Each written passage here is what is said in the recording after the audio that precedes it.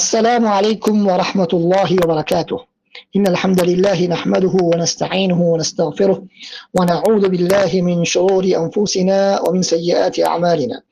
من يهده الله فلا مضل له ومن يضلله فلا هادي له، وأشهد أن لا إله إلا الله وحده لا شريك له، وأشهد أن محمدا عبده ورسوله. أما بعد. அன்பார்ந்த இஸ்லாமிய சகோதர சகோதரிகளே, ஹஜ் பற்றிய குர்ஆனிய சிந்தனைகள் நிகழ்ச்சியின் 3வது வகுப்பிலே உங்கள் அனைவரையும் சந்திப்பதில் பெரும் மகிழ்ச்சி அடைகின்றோம். இன்றைய நமது வகுப்பிலே நாங்கள் நேற்றைய வகுப்பின் தொடராக சூரா ஆல இம்ரானின் 97வது வசனத்துக்குரிய விளக்கத்தை நாங்கள் பார்க்க இருக்கின்றோம்.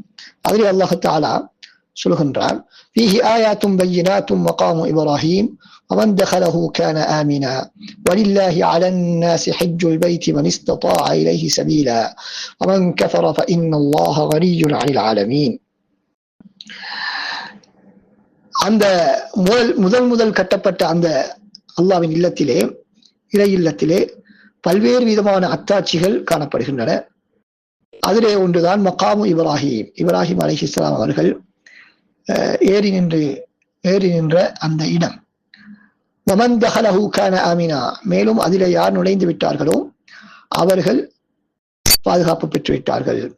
வலில்லாஹி அலன்னாஸி ஹஜ்ஜுல் பைத்தி மன் இஸ்ததாஅ இலைஹி சபீலா, மனிதர்கள் யாருக்கு ஹஜ் செய்வதற்கான ஆற்றல் இருக்கின்றதோ அவர்கள் மீது அல்லாஹுக்காக வேண்டி ஹஜ் செய்வது கட்டாய கடமையாகும். வமன் கஃபர, யார் மறுப்பாரோ நிச்சயமாக அல்லாஹ் தஆலா அகிலத்தார்களை விட்டும் தேவையற்றவன் என்பதால் அந்த வசனத்துடைய கருத்து. தற்போது நாங்கள் அதனுடைய விளக்கத்தை பார்ப்போம்.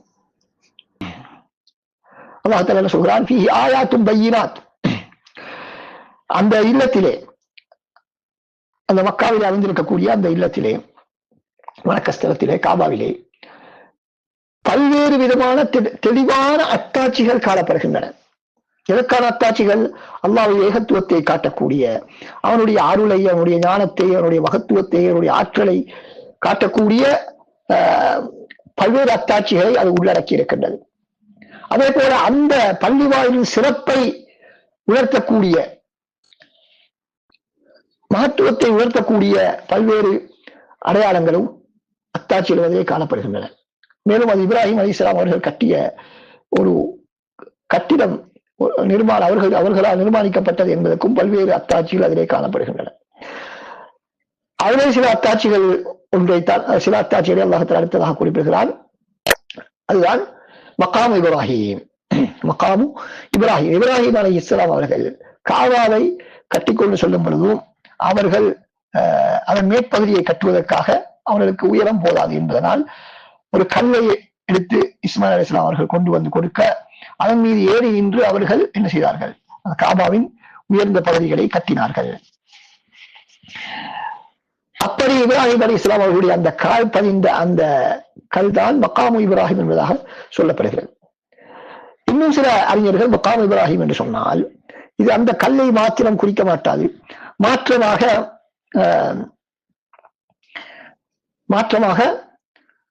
இப்ராஹிம் அலைஹிஸ்ஸலாம் அவர்கள் அங்கு நடமாடிய, வணக்க வழிபாடுகளுக்காக அங்கு நடமாடிய இடங்களை எல்லாம், அவர்களோடு சம்பந்தப்பட்ட அனைத்து விதமான இடங்களையும் அது குறிக்கும். ஜம்சமை குறிக்கும், சபா மர்வாவை குறிக்கும், மினா, ஜமராத், இப்படி பல இடங்களையும் அது குறிக்கும் என்பதாக அறிஞர்கள் சொல்கிறார்கள்.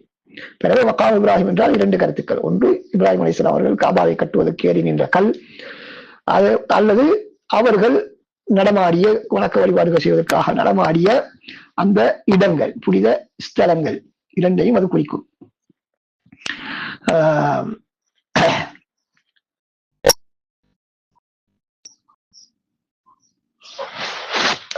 இந்த மக்காம் இப்ராஹிம் என்பது எங்களுக்கு தெரியும். தற்பொழுது மக்காவிலே காபாவுக்கு சற்று அண்மையிலே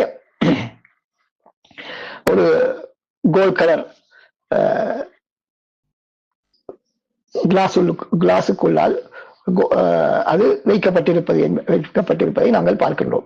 அது ஆரம்பத்திலே காபாவுடைய சுவரோடு ஒட்டி இருந்தது. அதுக்கு பின்னால் அது மக்களுக்கு தடையாக இருக்கிறது என்பதற்காக, மக்களுக்கு தவாஃப் செய்வதற்கு இடைஞ்சலாக இருக்கிறது என்பதற்காக வேண்டி ரலியல்லாஹு அவர்கள் அதனை சற்று நகர்த்தி வைத்தார்கள். அதுக்கு பின்னால் தற்போது இருக்கக்கூடிய இடத்திலே அது மாற்றி வைக்கப்பட்டிருக்கிறது. அது மாற்றி வைக்கப்பட்டிருக்கின்றது. சிலர் சொல்கிறார்கள் அப்படி அதிலே இப்ராஹிம் அலைஹிஸ்ஸலாம் அவர்களுடைய கால்பாதங்கள் இல்லை, அது ஒரு வெறுமனே ஒரு குறியீடாக மாத்திரமே வைக்கப்பட்டிருக்கிறது என்பதாக சொல்கிறார். அது தவறான கருத்தாகும். அது தவறான கருத்தாகும்.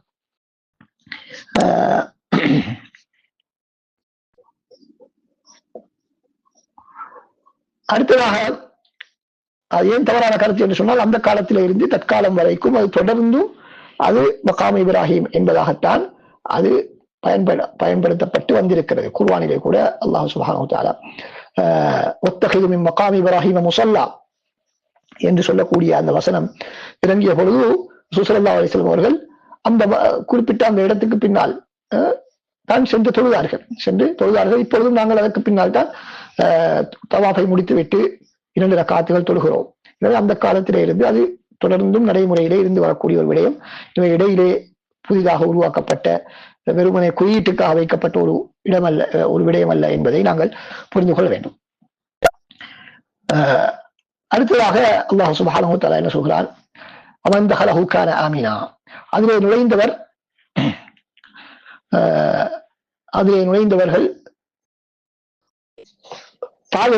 பாதுகாப்பை பெற்றுவிட்டார்கள். அதனை நுழைந்தவர்கள் பாதுகாப்பு பெற்றுவிட்டார்கள்.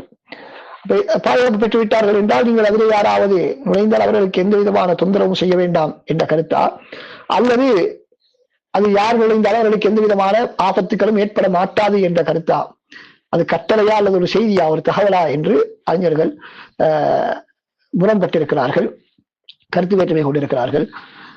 அதாவது அதில் நுழைந்தவர்களுக்கு பாதுகாப்பு இயல்பாக கிடைத்துவிடும். அவர்கள் பாதுகாப்பாக இருக்கலாம், அவர்களுக்கு எந்த விதமான ஆபத்துக்களும் ஏற்பட மாட்டாது என்பது சரியான கருத்து. அதிலே பெரிய ஆபத்துக்களை ஏற்படுத்தக்கூடிய விடயங்கள் அங்கு நடக்க மாட்டாது என்பதுதான் பலமான கருத்து. ஆனால் வரலாற்றிலே பல அங்கு யுத்தங்கள், போர்கள் நடைபெற்றிருக்கின்றன. இவைகள் எல்லாம் ஒரு விதிவிலக்காக சில வரலாற்றிலே நடந்த சம்பவங்களை தவிர பெரும்பாலும் அங்கே பிரச்சனைகள் இல்லாத ஒரு பூமியாகத்தான், அமைதியான பூமியாகத்தான் அது காணப்பட்டு வந்திருக்கிறது என்பதை நாங்கள் பார்க்கலாம். அடுத்ததாக இறுதியாக அல்லாஹ் சுப்ஹானஹு வ தஆலா சொல்கிறான், வலில்லாஹி அலன் நாஸி ஹஜ்ஜுல் பைத்தி மன் இஸ்ததா இலைஹி சபீலா. இந்த வீட்டை, இந்த வலக்கஸ்தலத்தை, காபாவை தரிசிப்பது அல்லாஹ்வுக்காக வேண்டி மனிதர்கள் மீது கடமையாகும்.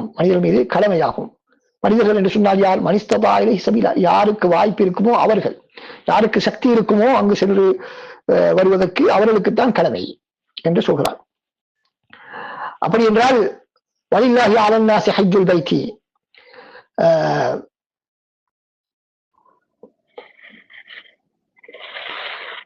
வலில்லாஹி அலன் நாஸ் என்பது ஒரு கட்டாய கடமையை குறிப்பதற்கு பயன்படுத்தக்கூடிய மிக வலுவான ஒரு வார்த்தை பிரயோகம் தான் அது. பொதுவாக எங்களுக்கு தெரியும், குத்திப கடமையாக்கப்பட்டிருக்கிறது, அல்லாஹ் தஆலா கட்டளை இடுகிறார். இப்படி பல்வேறு விதமான வார்த்தை பிரயோகங்கள் ஒவ்வொரு வழக்கங்களுக்கும் அல்லாஹ் தஆலா பயன்படுத்துவோம். அகீமுஸ் ஸலாத்த, குத்திப அலைக்குமுஸ் ஸியாம், இது போல பல்வேறு கட்டளை வாக்கியமாக வரும், அல்லது பல்வேறு வாக்கிய முறைகள் கடமை என்பதை குறிப்பதற்கு குர்ஆனில் பயன்படுத்தப்பட்டாலும் ஹஜ்ஜை குறிப்பதற்கு பயன்படுத்தப்படக்கூடிய வார்த்தை பிரயோகம் சற்று வித்தியாசமானது. வலில்லாஹி அலன் நாஸ் என்ற வார்த்தை பிரயோகம் பயன்படுத்தப்பட்டிருக்கிறது. இது அரபு மொழியிலே மிகவும் ஒரு உறுதியான ஒரு கடமையை குறிப்பதற்குத்தான் அது பொதுவாக பயன்படுத்தப்படும், சாதாரணமாக பயன்படுத்தப்படுவதில்லை. எனவே ஹஜ் எவ்வளவு முக்கியத்துவம் மிக்க வணக்கம் என்பதை எங்களுக்கு இது உணர்த்துகிறது. அதாவது அது சாதாரணமாக செய்ய முடியாத ஒரு வணக்கம், மிக கட்டாயமாக வாய்ப்புள்ளவர்கள் செய்துதான் ஆக வேண்டும், ஆனால் எல்லோராலும் செய்ய முடியாத ஒரு வணக்கம். எனவேதான் அதனை செய்வதிலே மிகப்பெரிய சிரமம் இருக்கிறது. ஏனைய வணக்கங்களை போல அல்ல, அதனை செய்வது மிகவும் ஒரு சிரமமான ஒரு விடயம். இன்றைய காலத்திலும் கூட சிரமமாகத்தான் இருக்கிறது. ஆரம்ப காலத்திலும் மிகச் சிரமமாக இருந்தாலும் தற்காலத்திலும் எவ்வளவு வசதி வாய்ப்புகள் ஏற்பட்டாலும் கூட அது ஒரு பெரிய ஒரு சவாலான ஒரு வணக்கம்.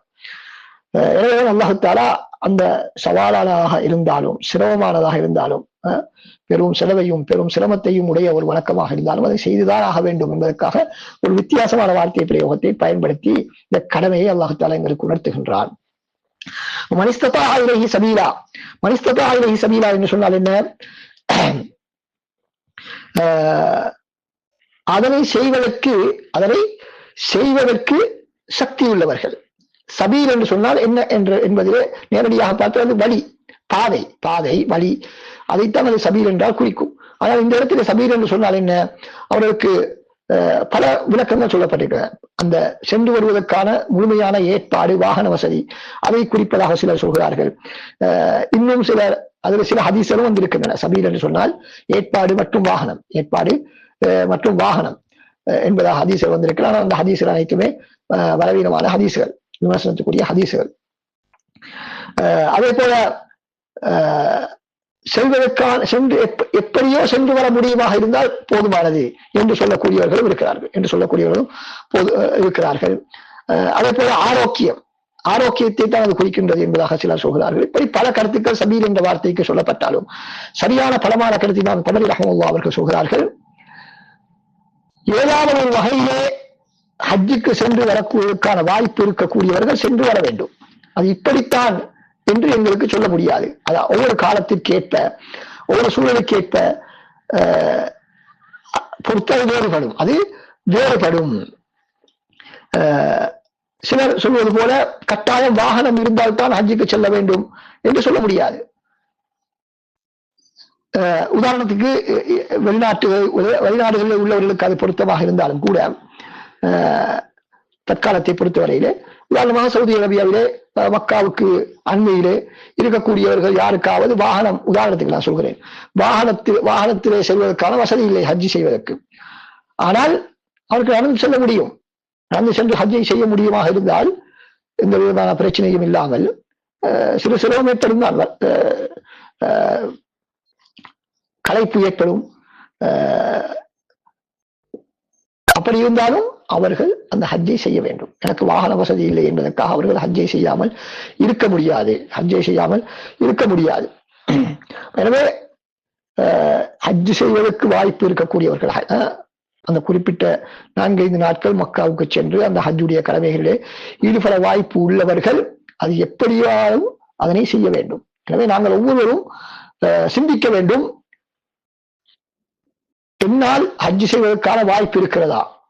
எனது ஏனைய அன்றாட நடவடிக்கைகளுக்கு பாதிப்பில்லாமல், எனது குடும்பத்தை நடத்துவதற்கு பாதிப்பில்லாத வகையிலே என்னால் ஹஜ் சென்று வருவதற்கான வாய்ப்பு இருக்கிறதா என்று பார்த்து, அப்படி வாய்ப்பு இருந்தால் நாங்கள் ஹஜ்ஜை செய்வதற்கு செல்ல வேண்டும். ஆனால் நிறைய பேர் வாய்ப்புள்ளவர்கள் கூட என்ன செய்கிறார்கள்?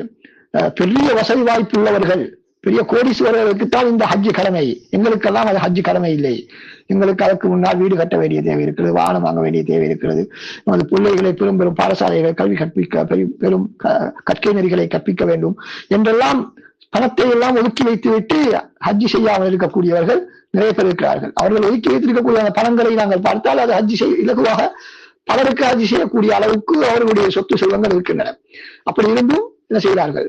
பொதுப்போக்காக, கவனஈனமாக இந்த ஹஜ்ஜுடைய கடமையை நிறைவேற்றாமல் இருப்பதை நாங்கள் பார்க்கின்றோம். எனவே அப்படி சாதாரணமாக நாங்கள் இந்த ஹஜ்ஜுடைய கடமையை நாங்கள் கடந்து செல்ல முடியாது. மிகவும் ஒரு முக்கியமான ஒரு கடமை.